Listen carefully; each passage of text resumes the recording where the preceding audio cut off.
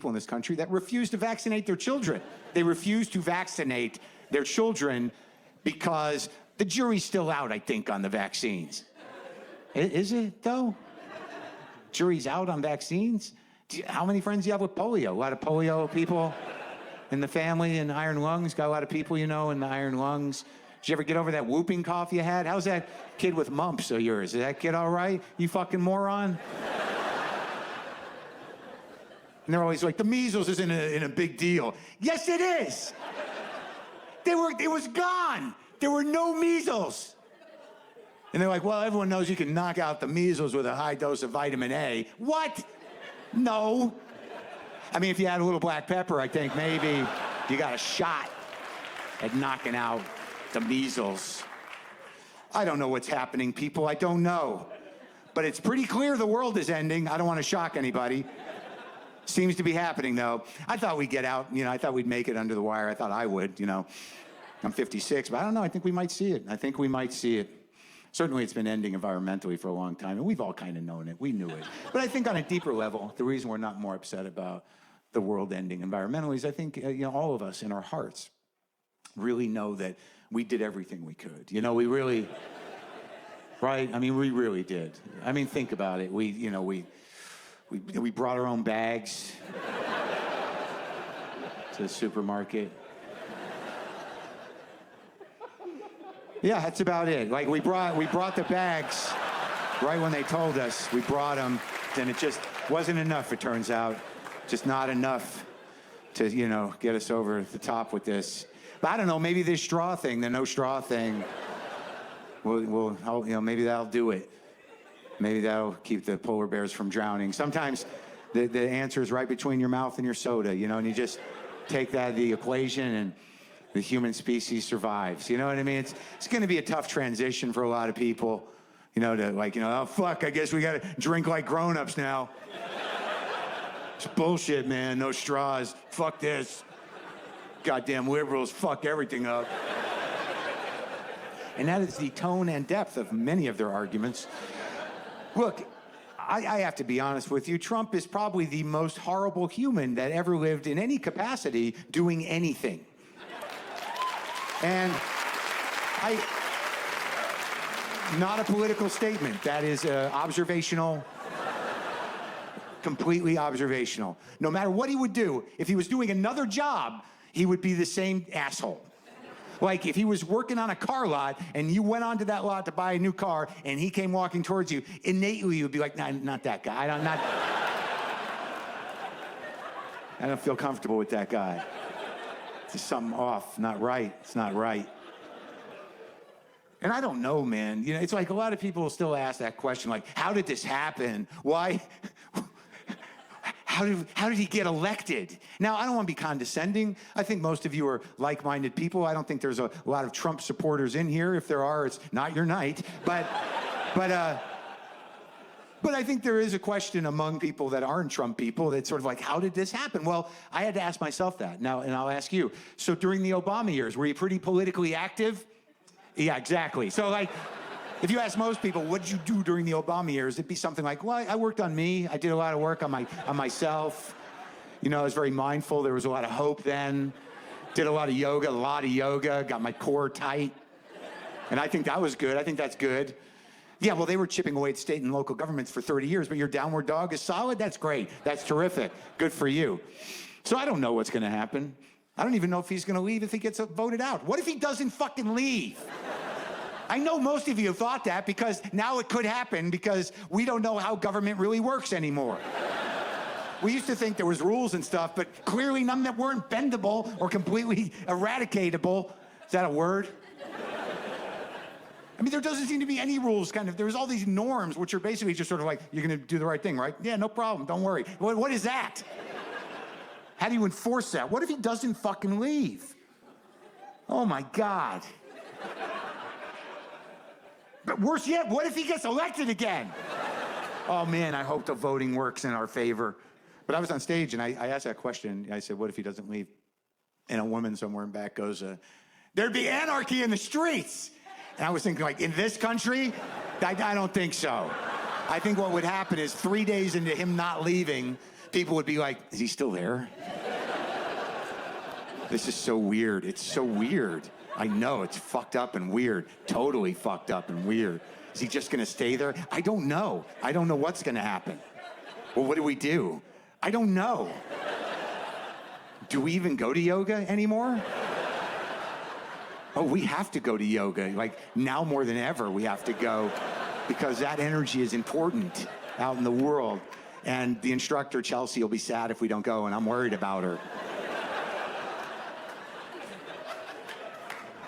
Oh, thank you.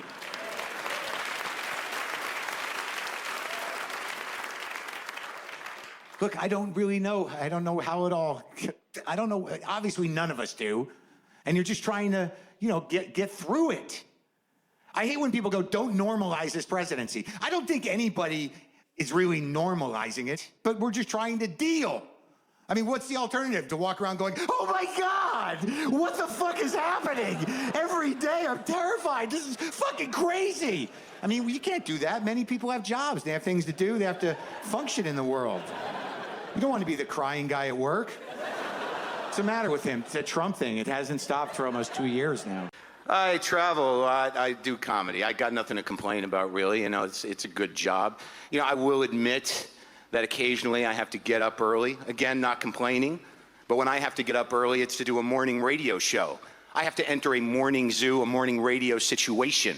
That's kind of tricky. I'm sure you're familiar with morning radio. Generally, the morning radio format, there's a main guy, there's a laughing guy, and there's a baffled and shocked woman. That's the classic setup. If I was to do just a sound impression of morning radio, it would be, brr, brr, brr, brr, brr, brr, brr, brr. Oh, fellas.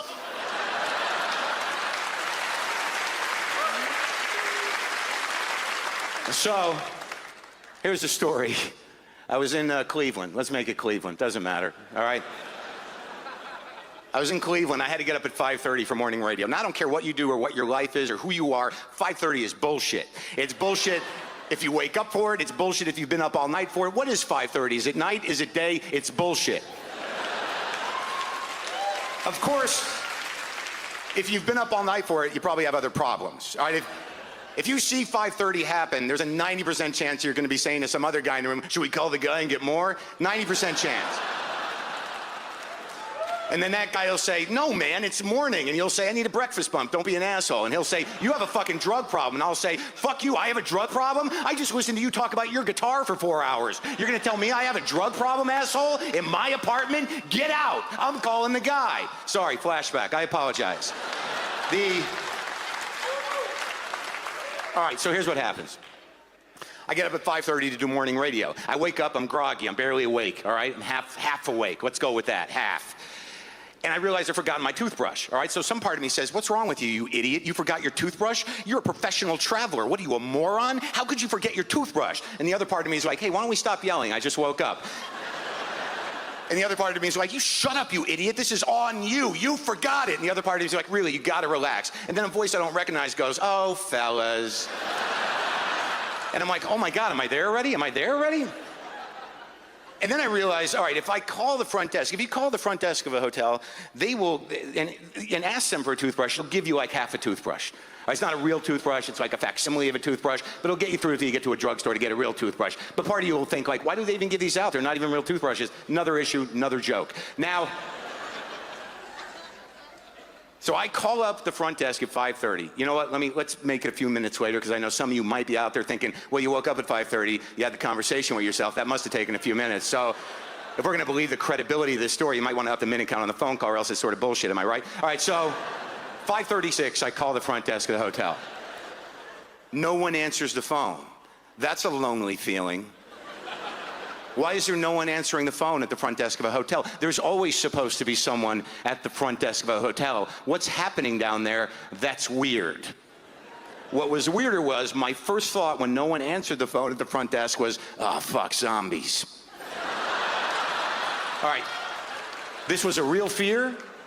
I was not trying to make myself laugh. It was a genuine fear in that moment. I don't know what that says about us as a people, as a culture, that I had a genuine fear of zombies. But I know it was genuine because there were thoughts that followed, and those thoughts were, how many more are left like me? Should I be stockpiling food? Do I need a weapon of some kind? And then I remember distinctly taking a deep breath and thinking, I'm not prepared to lead. I sure hope there's an alpha male out there with a rudimentary sense of tribalism that can lead me and a multi-ethnic crew of frightened people through this post-apocalyptic zombie landscape, or I'm food. I mean, I'm food. I'm food in like 5 minutes if that guy's not out there.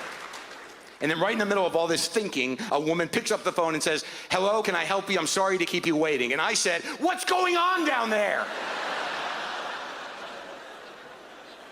And she said, sir. And I said, why didn't you answer the phone? Are we in trouble? And she said, no, sir, can I help you with something? I had other calls. I said, I need a fucking toothbrush. And she said, there's no reason for that language, sir. I'll send one up. And I said, no zombies. Now, I realized in that moment that I'd said that out loud to a human being. So I had to regroup somehow. And I went with, sorry, I got to do radio.